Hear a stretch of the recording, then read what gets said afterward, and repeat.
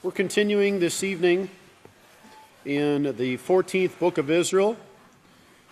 This is part 1, Sin Never Again, and we're on chapter 17. Chapter 17. Keep in mind 17 will actually cover one verse in here this evening when Pastor refers to when he was 17 years old, and of course that was his the first lot number in his lot, 17. So tonight's sermon that we're going to be covering is chapter 17, and the title gives us a big clue into what's going to be discussed here in this sermon, and that is, from the keys of this blood came forth the Roman Catholic Church. From the temple on Mount Zion came forth the Vatican, but no laws of life.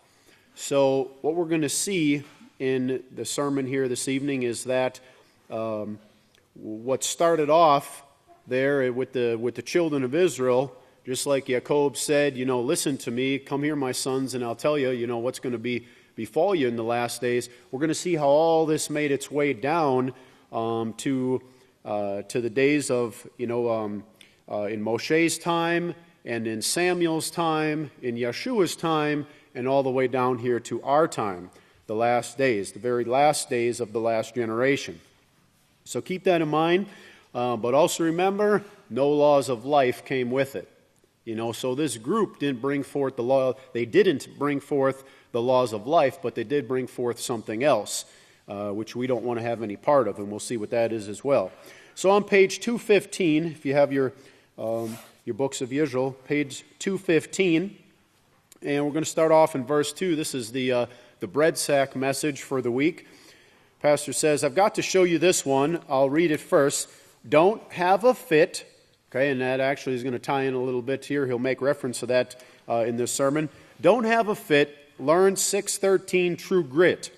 This will get rid of the brain fog. Then hold on like a bulldog. Oh, I thought that was beautiful, he said. All right, and I want to make a reference. Pastor references the bulldog quite a bit. And of course, one of the characteristics of the bulldog is he doesn't let go. He hangs on. And this was something that we know in the House of Yahweh is very important to, sink our teeth in there and hold on. Don't give up, even though the stress and the pressures and, things of this sort would try to tell us to do opposite. We know that we have to remember that, hold on like a bulldog. Well, in the first book of Israel, Pastor made a reference. This was chapter 18, verse 14. And he was talking a little bit about the difference between his himself and his brother-in-law, Major. Remember, Major didn't want to serve the congregation. They were always calling upon him to do this and that, and he didn't want to do it. And Pastor was saying that he during when he was he said, I got 78 calls from 5 o'clock until 6:30. 78 calls. Now, you couldn't have stood it. He couldn't have stood it, speaking of his brother-in-law, but he wasn't raised in Okie either, where you get the bull by the horns and you don't turn loose. You are like a bulldog and you hang on till you get him down. So he made reference there of being trained in that way. He said, that is the way I was raised, so you're not going to run me off. And we've got to remember that. It's important to, to hang on. Even like I said, even when there's a lot of pressures and stress against us, we always got to focus and do what's right. So that was the message on the bread sack. Now, if you turn the page to 216 and look at verse 7, I want to read you a little bit of this article. If you lean to the outside world because you think it's smart and you think it's above the Scriptures, I can tell you for sure you're in trouble. I've never been sorry for believing the Scriptures and following those Scriptures. And that's what Pastor's told us he's based his life off of, is following the Scriptures. Even when the science was coming out and saying, this is unhealthy, this is wrong, this is okay, Pastor always held on to what the Scriptures said. And he said, he's never had any regret for following the Scriptures, doing what the Scriptures say. So this article that he's going to read here, if you can see this, it says, can everyone see that? It says, halt, salt, not so fast. Scientists say not enough can harm health. So this came from naturalnews.com, and it was published June 16th, 2014. And I want to read you this article. It says, from Natural News here, with the exception of people who toss a pinch of salt over their shoulder for luck, sodium is typically associated with anything but good fortune. Individuals are often warned to cut back on it, if not avoid it altogether. Not only is voluntarily adding salt to meals frowned upon, but so too is eating foods that are already rich in sodium content, such as yeast extract paste and certain cheeses, especially for those with high blood pressure. It's advised to reduce sodium intake. So that is the general consensus there, or the attitude, of the modern medical society today. But that's starting to change. Now, so keep in mind that the whole time Pastor has been believing in the Scriptures, eating salt, and seeing the health benefits of it. However, while intake varies by each individual, researchers are suggesting people be cautious of getting too little salt. So they're saying be careful by not getting enough salt. Not enough, they say, can throw the body out of whack and lead to detrimental health risks. For example, researchers at the University of Ontario, Canada, studied over 28,000 people for 7 years and found that when sodium levels in urine were too low, people faced an increased risk in developing congestive heart failure and cardiovascular death. While these people already were at an elevated risk of heart disease at the onset of the study, scientists maintain that not enough salt can lead to serious health consequences more quickly. Another study examined high blood pressure groups in New York City for 8 years and found those on low salt diets had more than 4 times as many heart attacks as those on normal sodium diets. Numerous other studies around the world yield similar findings. In addition to heart problems, scientists also explain that not consuming enough salt can wreak havoc on the body by causing everything from muscle cramps and nausea to headaches and fatigue. Okay, and remember, just keying in on that word fatigue, remember like the rehydration solution, the salt that's in there. That kind of gives that body that blast of salt. And we'll see that also, like sugar and salt, that's an electrolyte mix. And they make a reference to this down here at the bottom. Reasons why salt benefits the body. Number 1, digestive health. Salt activates taste buds as well as breaks down food. It is also responsible for making hydrochloric acid, a digestive secretion which lines the stomach walls. Okay, it also keeps electrolyte levels balanced. The body needs electrolytes, minerals that primarily affect muscle function. Electrolytes are made up of sodium, among other minerals like calcium and potassium.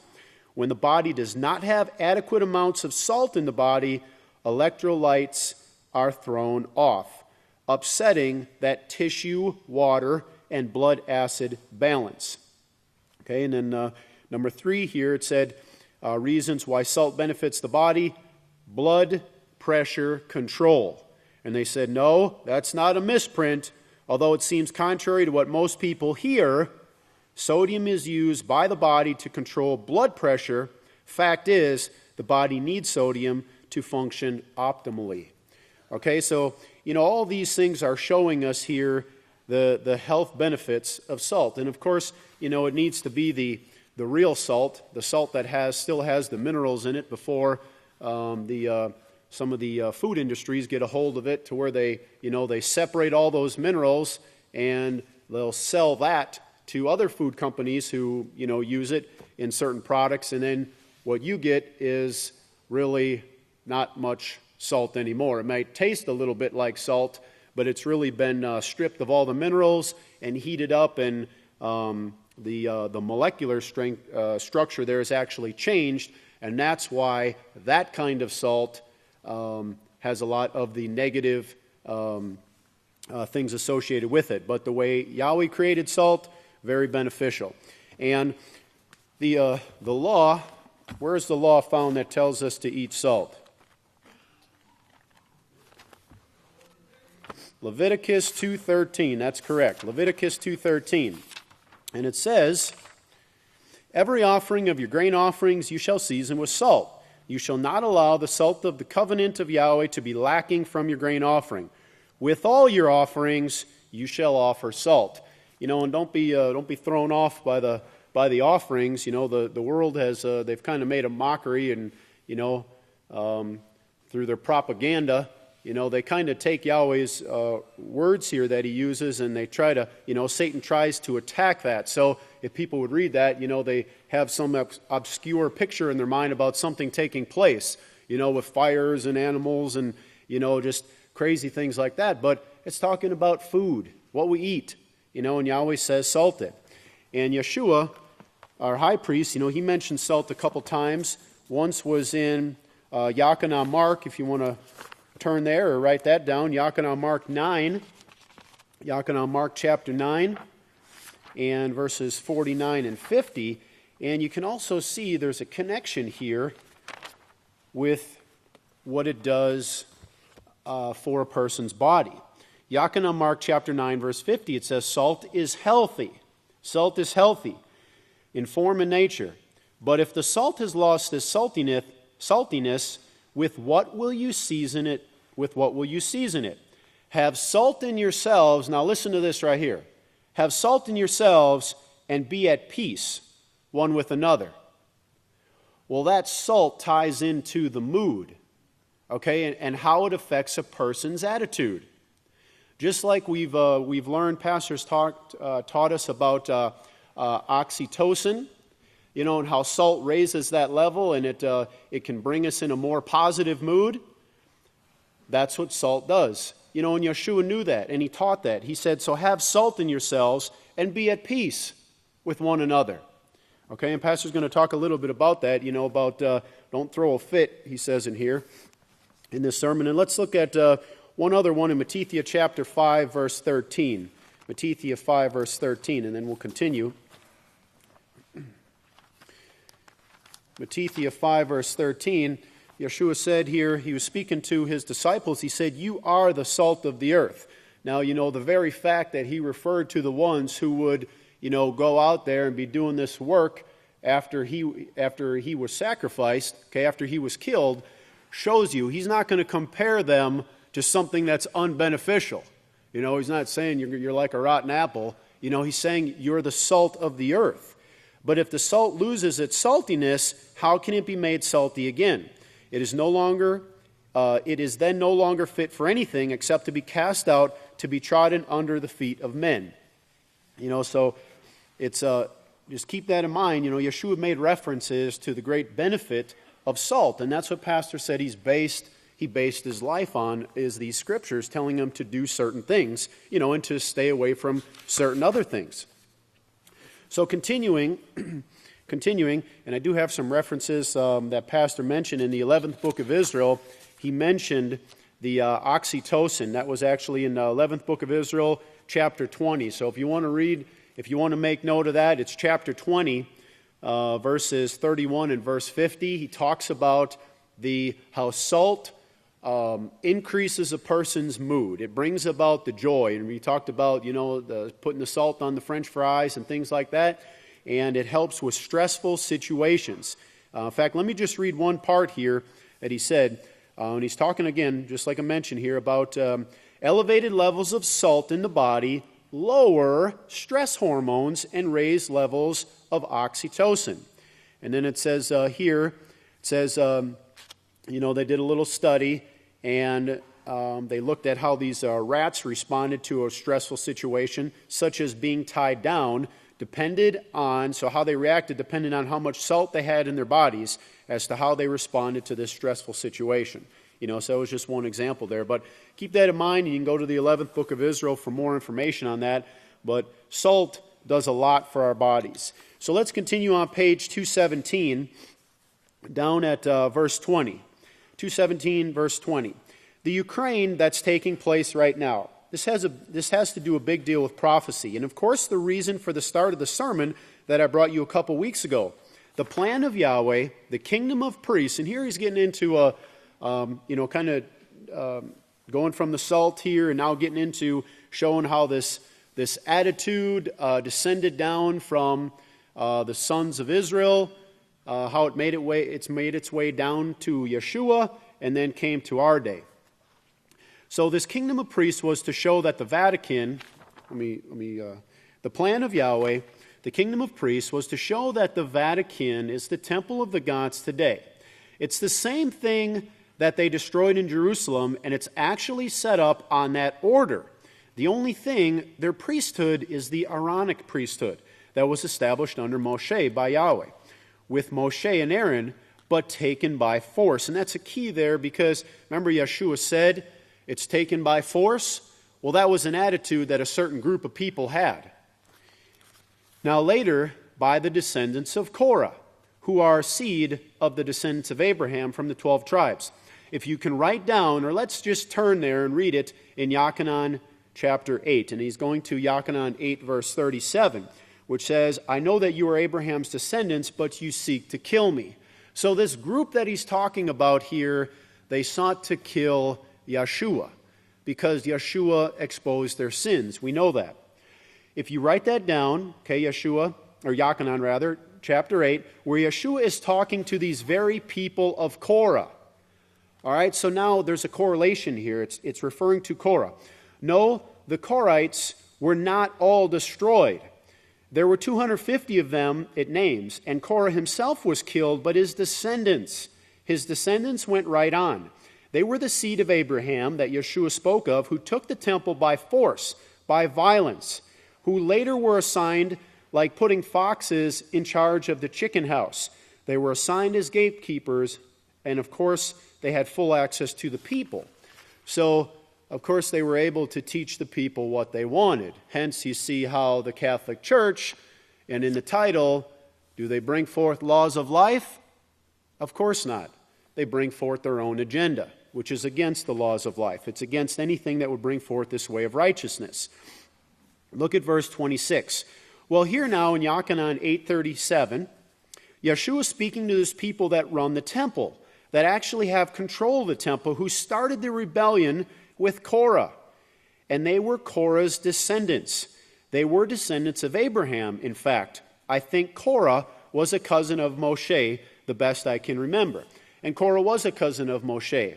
In Exodus chapter 2, where Moshe started out, in verse 1, you see that a man who was a descendant of Levi married a Levite woman, and they had a son. Okay? And that was Moshe. That was Moshe, and we know how, the rest of the account there. So, in Numbers 16, verse 1, you see how Korah also came from that tribe of Levi. All right, so they were cousins. So there was a connection there, and this is kind of important that we see this.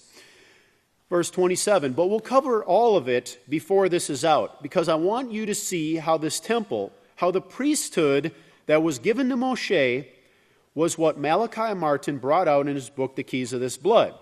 They had the keys to the temple by blood, and that's what, there's the connection. Remember, it was a tribe of Levi that did certain things in the temple, so they figured, they said, this is ours by blood. We have rights to it. That's what Malachi Martin wrote about, the keys of this blood. That's what he's referring to. He said, this belongs to us. And that's still their attitude today, like the great Kahan Benjamin has brought out many times, that, they think they deserve this. They think this is speaking of them. So they had the keys to the temple by blood, but not by righteousness, but by blood. And they came forth, and Korah and some 250 of his followers that were killed by Amalek, who gave the order to the earth, the microorganisms. Think about this. Amalek, who actually had power to give the order to the microorganisms. I think of it, it must have been kind of like a modern-day sinkhole. You see how the earth just kind of opens up and all the ground drops out? Well, that's what it pictures in my mind that took place, in the days of Korah. But we're going to see that Korah, and yes, there were 250 men and their families there, but that wasn't all of them. There was still the descendants of them that continued. Well, verse 29, this is what took place, of course, with Korah's death. And 250 of his followers at that time, when they rose up against Moshe, Yahweh issued authority to Amalek, who ordered the earth to divide, which is made up of microorganisms, like Yahweh made the earth to begin with in one day, with these same microorganism kingdoms. Well, digest that for a while and get it in your subconscious mind and your conscious mind, because there's much spoken of this in the Holy Scriptures. Pastor's given us a lot of here a little bit, there a little bit, regarding this the microorganisms like this and controlling them. We know it ties in very much to the resurrection that will take place, and how we have to become trusted, so much so that the microorganisms will listen and follow Yahweh's people. Remember, that's what we're qualifying for. So he says, digest this. Think about that. The command was given, and those microorganisms that made up that earth, or the earth that was made up of microorganisms, listened to that command. Now, verse 30. But he says, I know that you are Abraham's descendants, and that's kind of a key too, because we're going to see that there's a difference between Abraham's children and Abraham's descendants. We should be Abraham's children because we do the works of Abraham.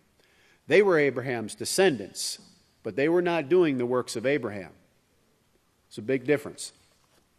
I know that you are Abraham's descendants, but you seek to kill me. So Yeshua knew where these people came from. He knew how they started. But you seek to kill me because my word, my teachings pertaining to the laws and prophets, of course, has no place in you. And that's what Yeshua said. So we see these people here had control of Israel, actually came out of Egypt, rose up against Samuel too in 1 Samuel chapter 8. So remember, what did they want when they came against Samuel? They said, we want a king. We want a king who can go fight our battles for us. We don't want a priest ruling over us, because what did the priest do? He told them to have peace, right? He told them to take your soul.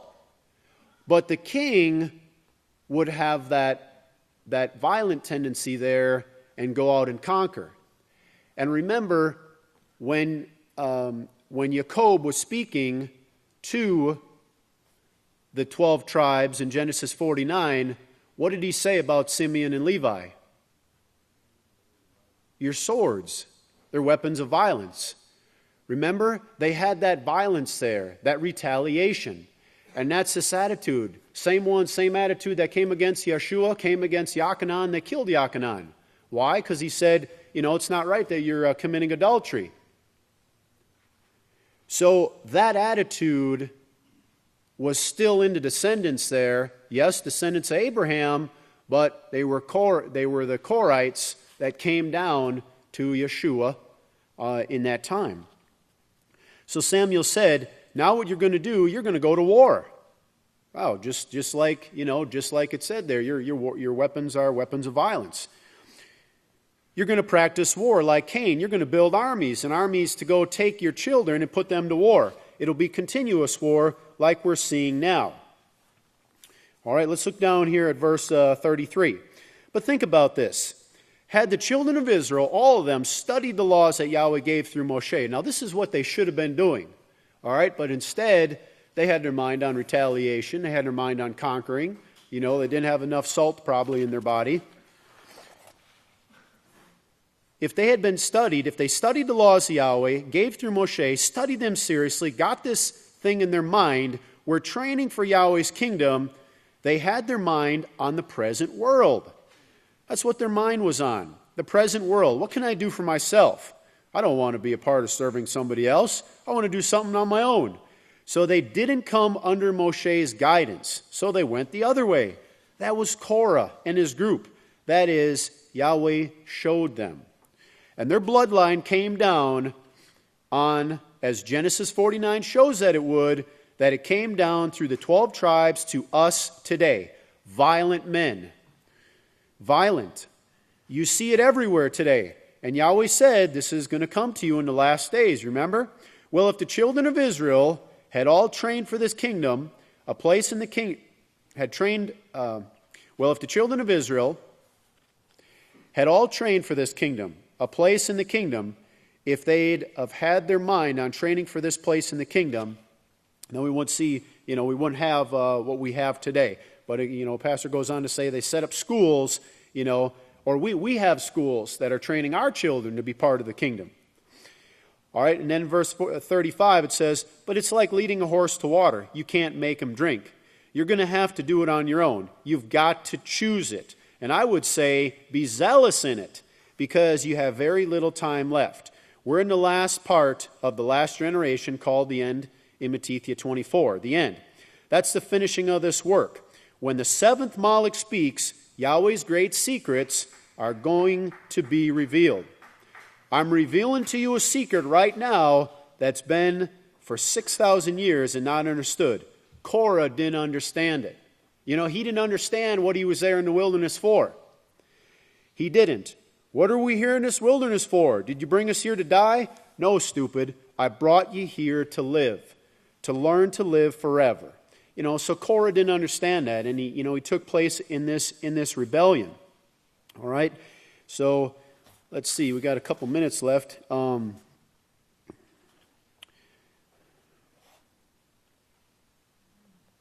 In verse 40, if you look down, look at, let's go to verse 39. And that's what they were brought there to do, was train for this priesthood. If the whole 12 tribes had taught their children, Yahweh said, you've got to teach them now every day. Okay, and then he goes in there, he says, don't teach your children to throw a fit. Teach them to practice the laws of Yahweh. If you throw a fit in front of your children, you're teaching them to throw a fit. And he said, that was Korah's job, to teach retaliation. It's a fool's job to accept it, that retaliation. Easiest thing in the world is to turn to retaliation. It's hard to practice self-control when you feel like someone disrespected you. Remember, that's what the Peaceful Solution teaches us. Don't fall into that trap of disrespect, to disrespect someone in return. Don't be like Korah and retaliate. All right, in conclusion here, I want to read verse 44, because this is where Pastor shows us a difference here between Abraham's children and Abraham's seed. But Yeshua said to this group now that had come down to his time, it was the Korahites, he says, yes, I know that you are Abraham's descendants. You don't have to tell me that. I know it. You're Abraham's descendants. You spring from Abraham, or you wouldn't be here right now. But there's one difference in Abraham's children and Abraham's seed. Just because you sprang from Abraham don't mean you became one of his children. To be my child, Pastor said today, you've got to do what I tell you to do. Remember, they didn't do what Abraham told them to do. Okay? They didn't follow Moshe in what he told them to do. Okay? Who was taught the same laws that Abraham was taught and kept. So Pastor said, to be my child, you've got to do what I tell you to do. To be Abraham's child today, you've got to do what I tell you to do. To be Yahweh's servant today, I've got to do what Yeshua, the high priest Yeshua, guides me into doing, which is following these prophecies written about me. All right, may Yahweh bless your understanding. If everyone would please stand. At this time, I'd like to turn the class over to the great Kahan Levi. Shabbat Shalom, everyone. Please be seated. So we are continuing in the 14th book of Israel. And we are in the chapter 17, I believe. And where I would like to begin, I'd like to pick up on verse 50 of chapter 17.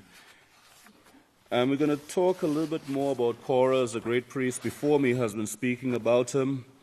We got a little bit more details concerning him and his actions and that system that has been brought down to us, because it's so important that we do understand what has been brought down to us in these last days. So looking at verse 50, we read, while we're here in this locality, if you look to Matthew chapter 11, Yeshua speaking here, Matthew 11 verse 12, and from the time of Yachanan the Immerser until now, the kingdom of Yahweh has been advancing forcefully, and forceful men lay hold of it. Well, these Korahites, they were the gatekeepers, as I'll show you later in Scripture. So keep that in mind, that these men were were the gatekeepers. So I'd like to read a little bit from the Unger's Bible Dictionary concerning Korah here, and this is on page 637. And it says that Korah was the Levite who conspired with Dathan and Abiram against Moses. Korah was the son of Izhar, the brother of Amram, the father of Moses and Aaron, making him cousin to these leaders of Israel, just as the Kahan said previously. About all that we know of Korah is in connection with the conspiracy of which he was one of the leaders. And then it says reason for conspiracy. And it says Korah was probably influenced by jealousy because the high honors and privileges of the priesthood had been exclusively appropriated by the family of Aaron. Moses having supreme authority in civil affairs, the whole power over the nation would seem to have been engrossed by him and Aaron. The particular grievance which rankled in the minds of Korah and his company was the exclusion from the office of priesthood, and there being confined those among them who were Levites to the inferior service of the tabernacle. Well, it's not just that, as we know from what pastors taught us. Ultimately, they didn't want to keep the laws of Yahweh. Ultimately, they didn't understand that they were being trained for a kingdom, and they didn't want to submit to what Yahweh had set up for them. So the complaint: having joined himself to Dathan and Abiram and 250 princes of the assembly, Korah appeared with them before Moses and Aaron and charged them with usurpation of privileges and offices rightfully belonging to others. So this was the charge that they brought against Moshe and Aaron. Of course, Moshe and Aaron didn't usurp any authority or privileges of anyone else. They were given their offices by Yahweh himself. But the Korahites, they choose to rebel against Moshe and Aaron, Korah and his followers. But bear in mind that they became the gatekeepers. And today we see that the same ones who are in charge of certain things, they're in charge of, just as Yeshua said, they are the descendants of Abraham, but they don't keep the laws. They don't follow the laws.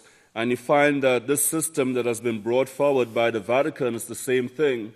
They have their people set up in various offices to ensure that the laws of Yahweh are not kept. They are the gatekeepers of today.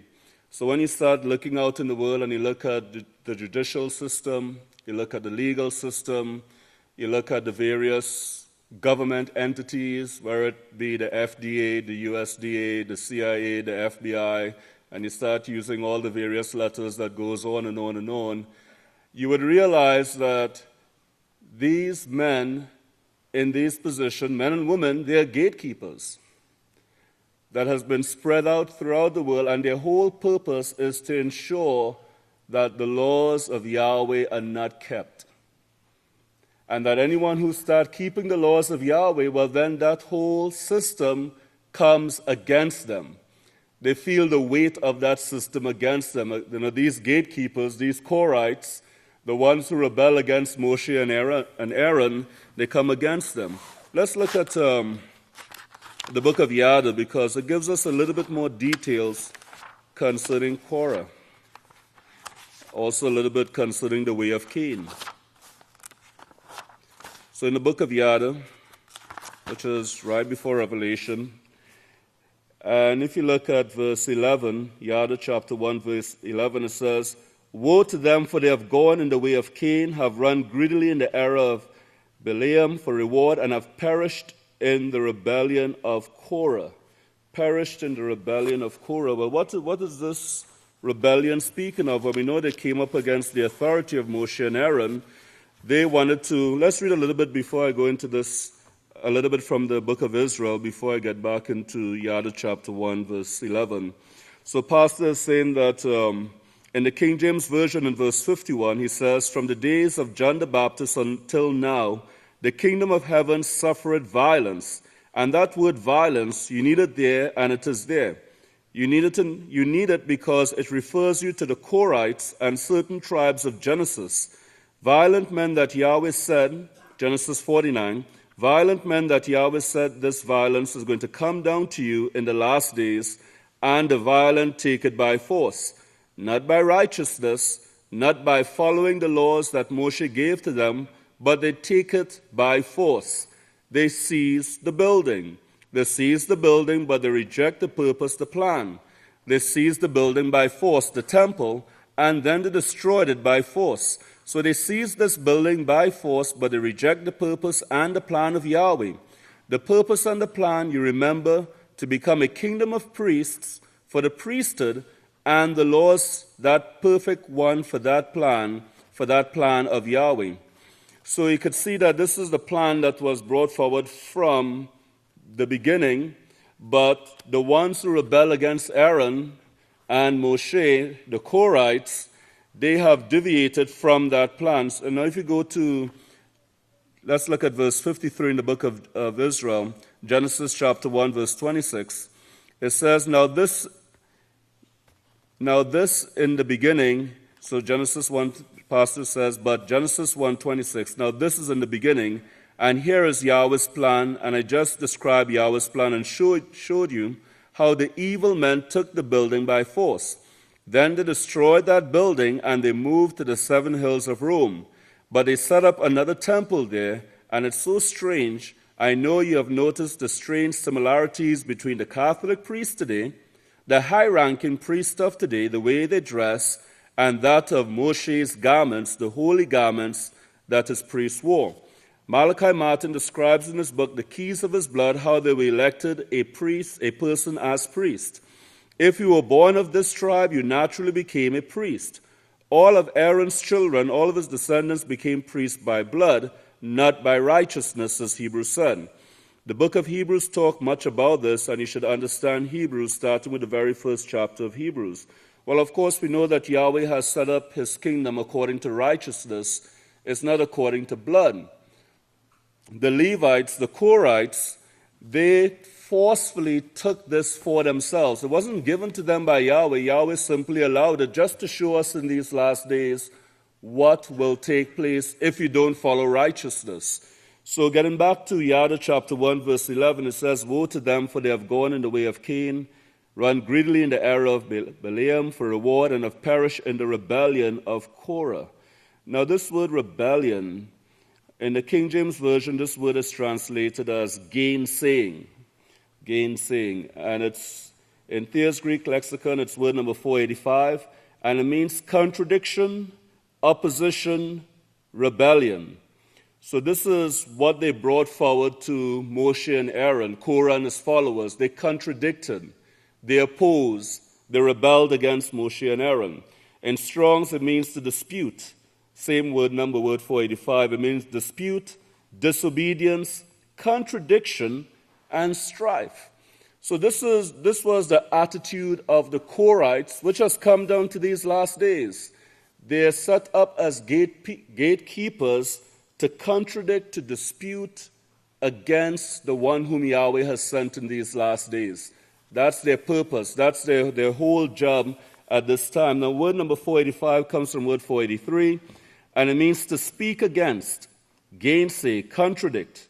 It means to oppose oneself to one, decline to obey him, declare oneself against him, refuse to have anything to do with him. So this is their position against the one whom Yahweh has sent. Because remember, Moshe at that time, he was the one whom Yahweh had sent to lead the people out of the land of Egypt. And of course, he was the one whom was training the ones who would follow Yahweh, training them for the kingdom. But the Korhites and the ones who came down through that bloodline, they are the ones who speak against, to oppose oneself to one, decline to obey him, declare oneself against him, refuse to have anything to do with him. And in Strong's, this word means to dispute, refuse, answer again, deny, gainsay, speak against. So this is one of the things that we see coming from the Korhites. That's the reason why we in the House of Yahweh have to guard ourselves against making sure that we don't speak against the one whom Yahweh has sent. We don't speak against the work. We don't do anything in opposition to or rebellion against the laws that we are being taught. Otherwise, we are following that pattern of Korah. We are following that same pattern of rebellion. We are going along in the same way as the Roman Catholic Church, the ones who follow the keys of this blood. Let's look at verse 54. Malachi Martin describes in his book, The Keys of This Blood, how they elected a person as priest. So we have read this already. So let's go to verse 56. It was only when they turned to the evil of God worship that people would come in and kill them and take their stuff. That is talking about the children of Israel when they turned to God worship, take their possessions from them. But Yahweh had gone all this way to teach them, you don't have to fight. I will do your fighting for you. I will take care of you. And they could have spread throughout Israel, throughout the land of Israel, and then they could have spread throughout the world with that kingdom. But instead, you see another kingdom, understand, you see another kingdom set up on the 7 hills of Rome that is actually spread throughout the world and took the place of what Yahweh actually promised at the beginning here. So what you see is that you see the kingdom of Yahweh that was planned in the beginning and how Yahweh was bringing it down and teaching and guiding those people. But then you see where the rebellion came up and they usurped that authority that was granted to the kingdom of Yahweh. And Yahweh said, okay, well, let them go ahead because they will serve a purpose in my plan also. So I will show what will become of them in the last days. And Pastor made mention of that in reference to Genesis chapter 49. So today, instead of seeing the kingdom of Yahweh spread throughout the earth, you see the Korahites, the gatekeepers, spread throughout the earth, being guided by the Pope, who sits in the Vatican, who sits on the 7 hills of Rome in the Vatican, and they're the ones who have control over the entire earth at this time, usurping the kingdom of Yahweh, the authority that Yahweh would have given to the righteous priesthood. So this is what he wants us to understand here. Notice what Pastor said in verse 57. But this was no surprise to Yahweh now that the Korahites had turned. He said they have been this way. They were this way in Egypt, and they were still this way. So they were unconverted. They were not converted to righteousness. Even though they came out of Egypt with the rest of the tribes, they still were not converted. And that's why they stood up in rebellion against the one whom Yahweh sent to lead them at that time. And of course, not all of them were destroyed. Even in the Angus Bible Dictionary, it makes reference that all of them were not destroyed, because later on in the book of Numbers, you could see that many of the descendants of Korah served as gatekeepers. And you could read of them in the book of Chronicles, where the sons of Korah were in certain positions and so forth. But remember that they took the temple by force. After a period of time, they seized this authority for themselves by force. And of course, later on, you see where Yahshua is talking to them, as Pastor brought out earlier on and later on in the sermon. Let's continue to verse 63. And then Genesis 2, if you go there, he shows how he set both these before man in Genesis 2:9. He set the house of Yahweh before mankind. That was the burning bush, the 7-lamp lampstand, because at that time he knew that these people were going to turn. They were turning. They never had accepted him to begin with. There were only a few that actually brought their seed and teaching down to Yahshua, and these were the ones who Yahweh used, just a few to fulfill his plan of Yahshua. But the rest, Yahweh knew were not interested in his plan. He could tell by their actions. They threw fits. And of course, Pastor's having a laugh with that word there. They threw fits. Of course, this is fits of opposition, fits of rebellion, fits of complaining, not being satisfied with the administration that Yahweh has put together in these last days. Let's notice verse 64. Okay, the food for them was the tree of life. That should have been their food. If they had been interested in it, then they could have formed that kingdom and taken it throughout the earth. Now, this evil, if you look again at Genesis 3, We didn't cover it yet. Now Yahweh taught them this and says, don't eat of this. Don't eat this evil now, or dying, you're going to die. Let's go to verse 66, because he goes into talking about pork here, and he's talking about the genes and how you could change your genes and so forth, and cancer being present in everyone, but your immune system is able to keep it under control. And he says, now you could change that and go eating pork again, and you could change your genes, and they know this is in the genes, like I told them 50 years ago that it was. Maybe not quite that long, maybe 30 years ago that it's in the genes. And you could change your genes merely by eating unclean food, or these other laws that you break: fornication, adultery, bestiality, homosexuality, sodomy. You can change your genes, which opens it up to creating STDs like chlamydia. Just this week they had a report concerning Parmesan cheese. I don't know how many of you have read the article concerning it, but they did an investigation to see if the Parmesan cheese was 100% Parmesan. And what they found out is that some companies were selling a mixture of cheese, like Swiss Romano and different type of cheese, and selling it as Parmesan. Some companies, they have cellulose as a filler, which is basically wood, right? So that's what cellulose is, basically wood. And in order for a Parmesan cheese to be of decent quality, they said it should have a minimum of 2% cellulose as a filler in it, but many of the cheese that are tested on the shelf has like 6% cellulose in it, 7% cellulose in it, 8% cellulose in it. So in many of the brands, when you think you're eating cheese, you're eating more fiber than cheese. And that's what you're getting a lot of when you sprinkle that Parmesan on. That's providing that it's Parmesan to begin with, and not something else. But again, these are the gatekeepers. These are the ones, the FDA and USDA and etc. They're the ones who are supposed to ensure that certain things are done in a certain way. But these gatekeepers are not concerned about keeping and upholding Yahweh's laws. That's their whole purpose, is to rebel and to go against the laws of Yahweh. Not even, this is just the way the system is set up. It's a system that is set up in rebellion against Yahweh's laws. But this is what you see coming down today. And the point I'm making here is that we may think that at times we are doing our best to eat what is clean, but if the gatekeepers are not doing their jobs, ensuring that these companies, the ingredients that they list is actually what it is, then a lot of times we don't know. A lot of times we really don't know what we are consuming. And I know we are doing the best that we can, but the only thing that we could really trust is what comes forth from the house of Yahweh.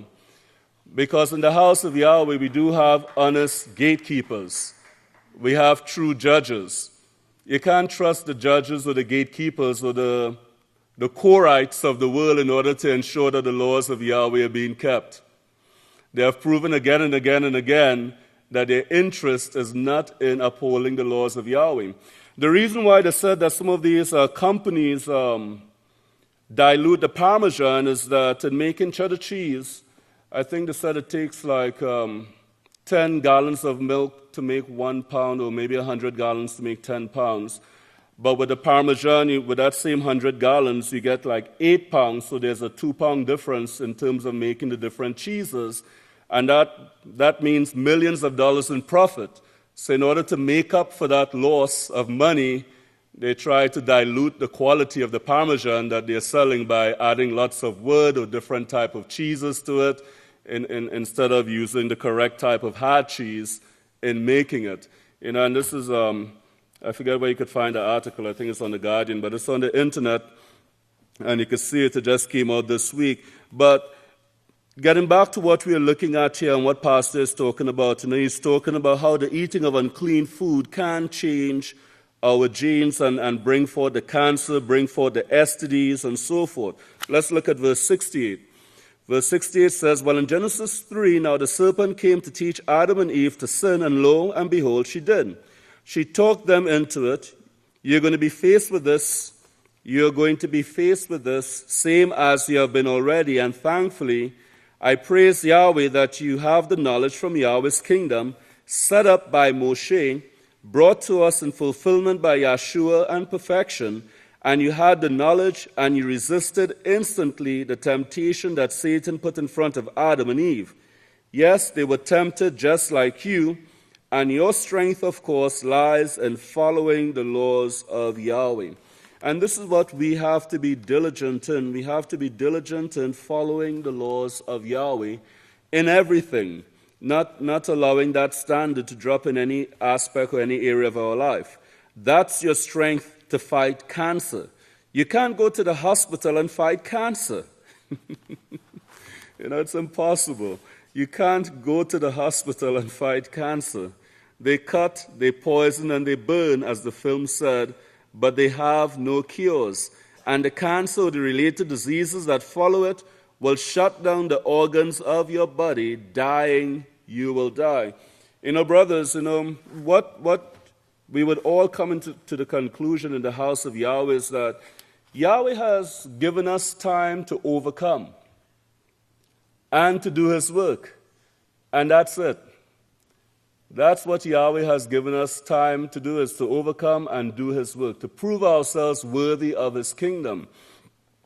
But, if we think that we can achieve eternal life in the flesh alone, we are forgetting what our high priest Yeshua said in Yachanan chapter 6, verse 63. He said the flesh is useless.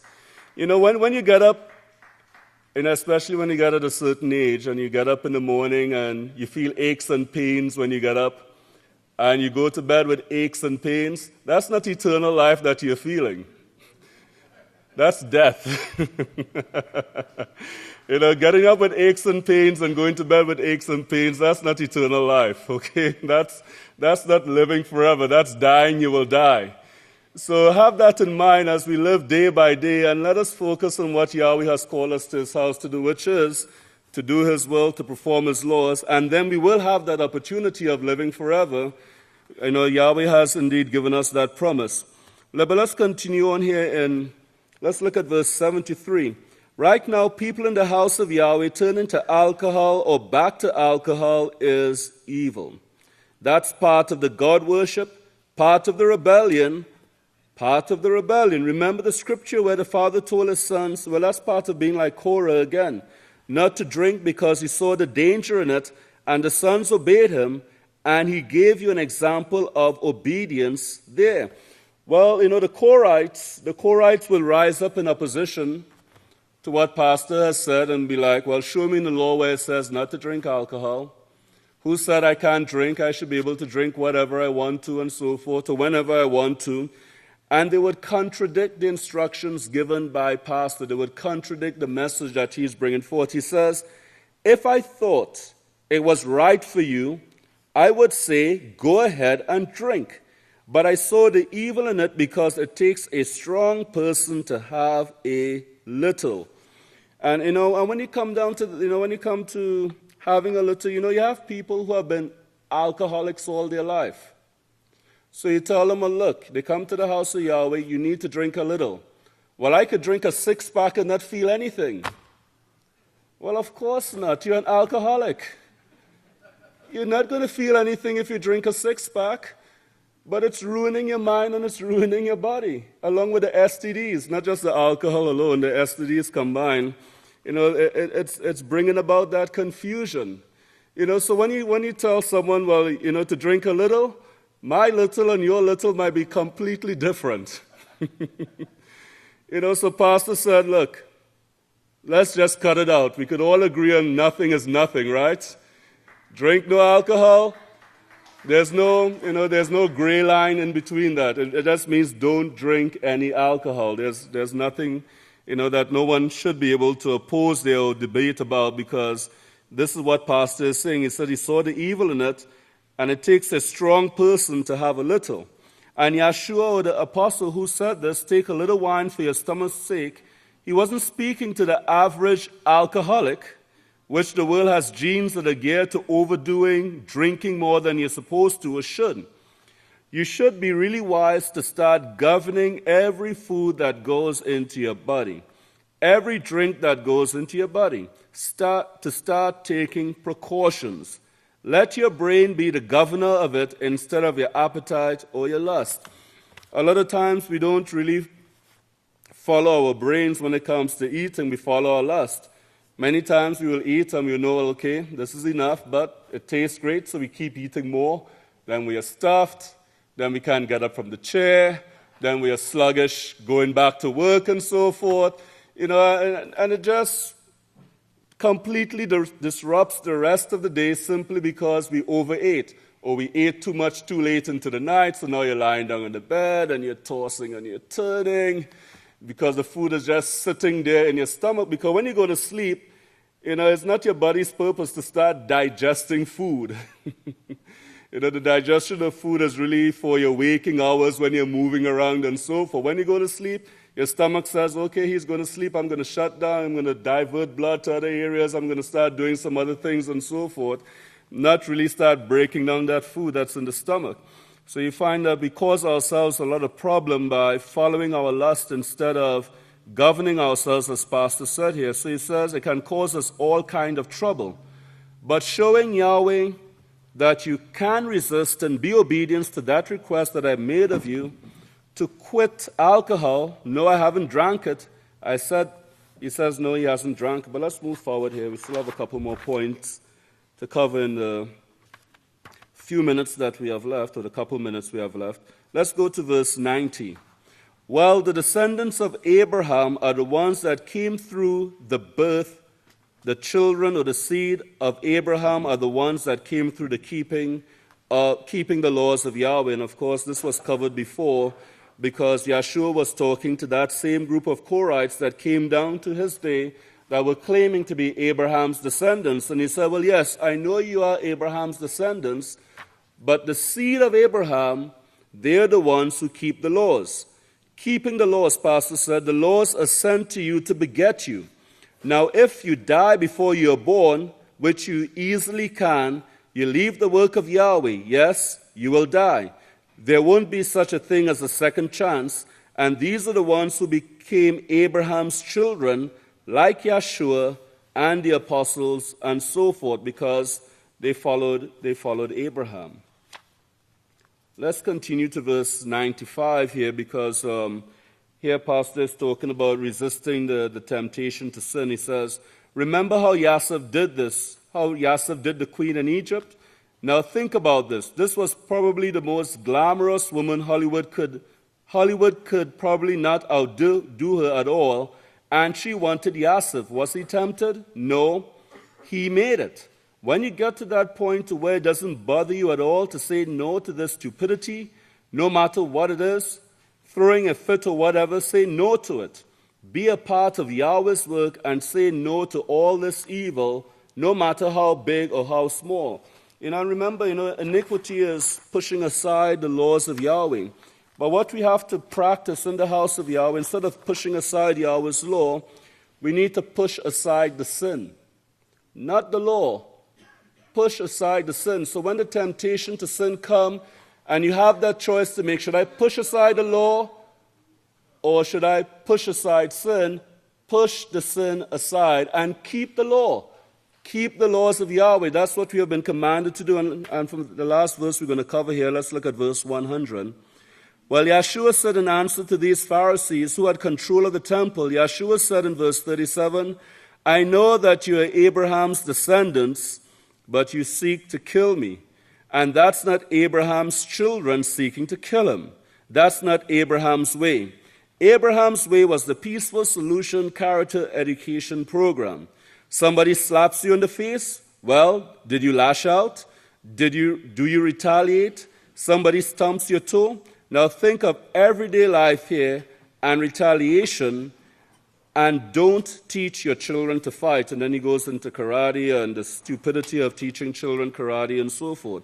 Let's look at verse 107. Well, retaliation is not the work of Abraham. Abraham kept Yahweh's laws, and no, Abraham did not kill people. Of course, we know that Yahweh is going to protect this work in these last days. But keep these points in mind, brothers, about the great work that Yahweh is doing with us, and know to ourselves that we are different from this evil kingdom that we see on the face of this earth at this time. And we do have to practice Yahweh's righteous laws in order to qualify for Yahweh's kingdom. So may Yahweh bless your understanding.